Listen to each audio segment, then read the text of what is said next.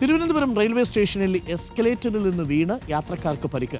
5ാം പ്ലാറ്റ്ഫോമിൽ എസ്കലേറ്റർ കയറുന്നതിനിടയിലാണ് അപകടം. പരിക്കേറ്റവരെ ആശുപത്രിയിലേക്ക് മാറ്റി. സ്ഥിരമായി എസ്കലേറ്ററിൽ അപകടം ഉണ്ടാകാറുണ്ട് എന്നാണ് ആക്ഷേപം. എം ജി പ്രതീഷ് ഉണ്ട്. എം ജി പ്രതീഷ്, അങ്ങനെ സ്ഥിരമായിട്ട് ഈ എസ്കലേറ്ററിൽ അപകടം ഉണ്ടാകുന്നതിന്റെ കാരണം എന്താണ്? ഇതെന്താണ് സംഭവിച്ചത്?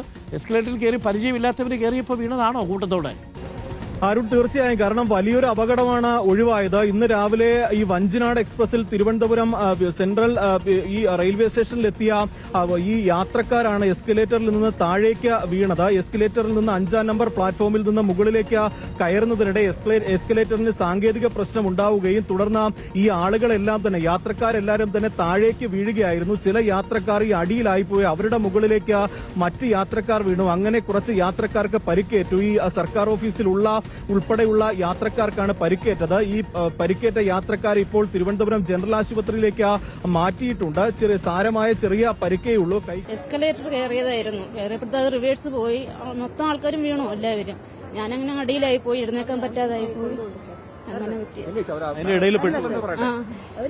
ഹോസ്പിറ്റലിലേക്ക് പോവല്ലേ? പരിക്ക് കൈക്ക് ഇച്ചിരി